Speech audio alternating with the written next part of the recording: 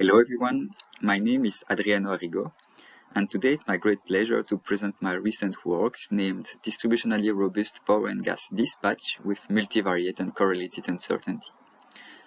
This work has been realized in collaboration with Jean-François Toubeau, Idriss Fatahi, Zachary Degrève and François Vallée from the Power Systems and Market Research Group at University of Mons in Belgium. In the current context, we see an increase in the number of gas-fired power plants connected to the electricity grid, and in the meantime we expect an increase in the electricity demand. This tightens the link between the power and gas system operation. In this framework, it is important to solve coordinated power and gas dispatch, which aim at scheduling the power and gas infeeds for the next day. This problem is commonly solved as a deterministic problem which disregards the demand uncertainty. This, in turn, may give rise to congestion and economic risks related to this failure to properly anticipate the demand uncertainty. The problem that we consider in this paper is the following. So, as a unique system operator for both power and gas system, we aim at minimizing the generation costs from gas well, coal and nuclear power plants, and wind farms that must supply the demands, which is composed of four components: the residential power demand, industrial power demand, residential gas demand, and industrial gas demand.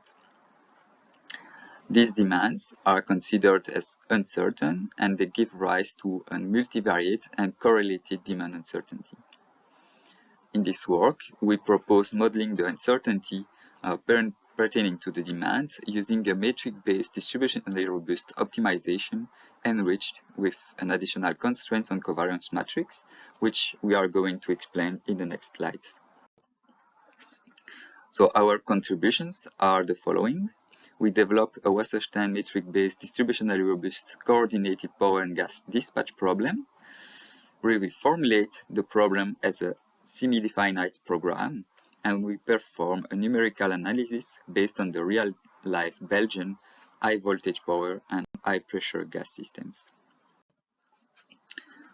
But let's begin with what is DRO, Distributionally Robust Optimization. It is a modeling, an uncertainty modeling technique which aims at hedging against the misrepresentation of uncertainty. The traditional stochastic optimization techniques, such as scenario-based and robust optimization, assumes that the input distributions are true.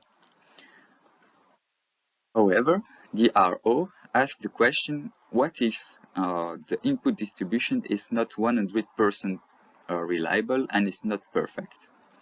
And to hedge against this exposure to uncertainty in the distribution itself, DRO introduces an ambiguity set. Two main families of ambiguity set exist in the literature: the moment-based and the metric-based one. In the moment-based ambiguity set, distributions with the same mean and covariance matrix are collected. The metric-based ambiguity set, on the other hand, collects the distributions that are in the neighborhood of a central empirical probability distribution, and the distance between distribution is calculated with respect to a probability metric. In decision-making problems, DRO may appear in two different places. The first one is the objective function, where it appears as worst-case expectation. So the idea there is to minimize the costs in expectation for the worst-case distribution Q selected within the ambiguity set A. Also, DRO may appear in the constraints, where we introduce DRO as distributionally robust chance constraints. There, the idea is to impose the operating constraints with high probability for all the distributions within the ambiguity set A.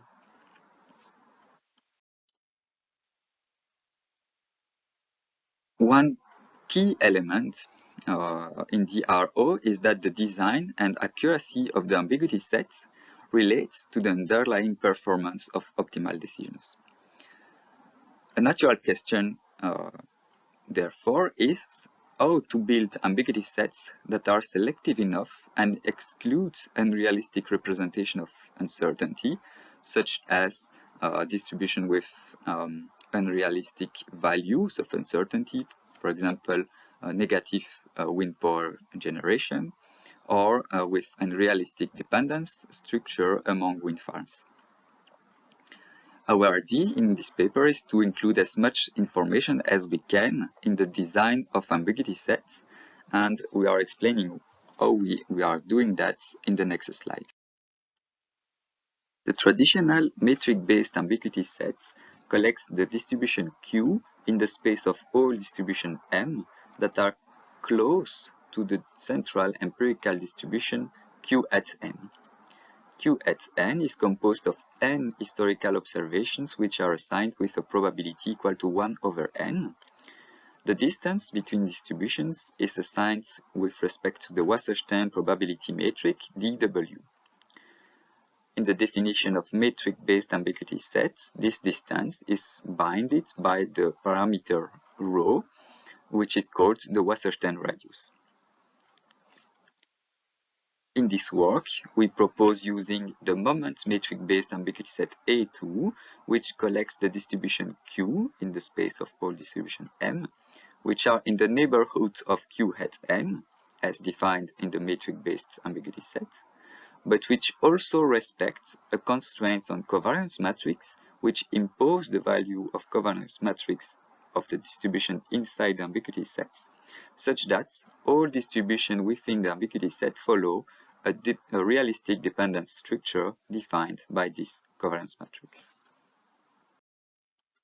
In this work, the uncertainty that we model within the ambiguity set pertains to the deviation of demands from the day-ahead forecasts.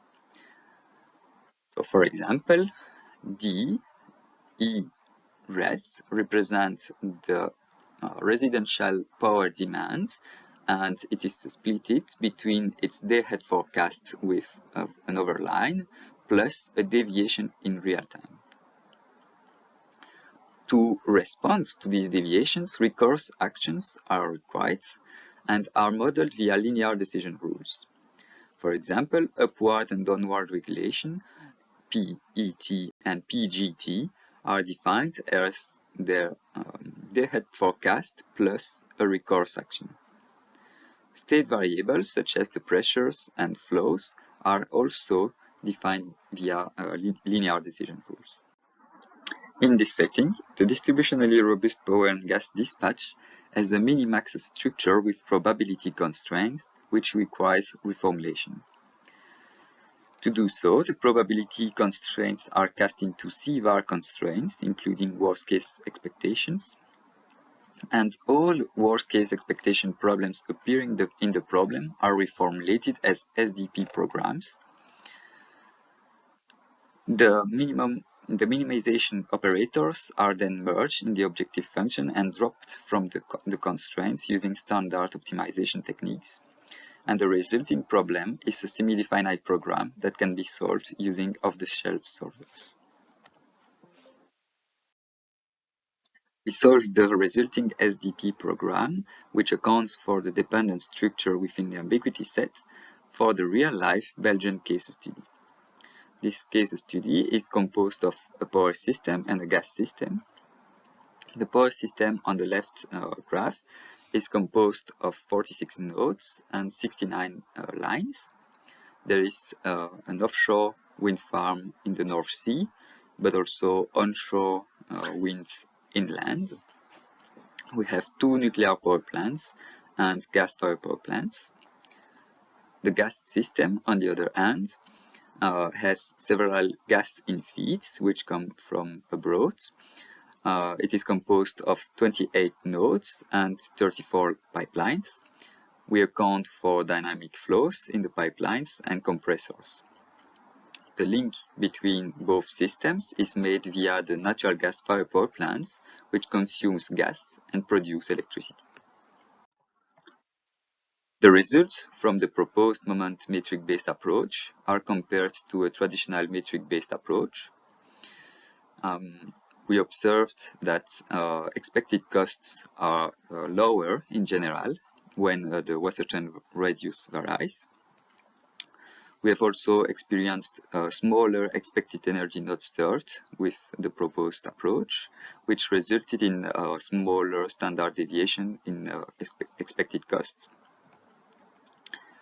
Finally, we have also observed the same behavior for different values of epsilon, which is the violation probabilities of operating constraints in real time. In conclusion, we have developed a moment metric-based distributionally robust power and gas dispatch problem with multivariate and correlated demand uncertainty. Our numerical study shows the benefits of the proposed approach compared to a traditional modeling approach. As future interesting research work, we highlight the recourse to machine learning proxies that may help the decision maker in selecting the appropriate values for exogenous parameters such as the violation probabilities and the Wasserstein radius. Thanks for watching this video, and I'll be glad to answer any of your questions in the Q&A session.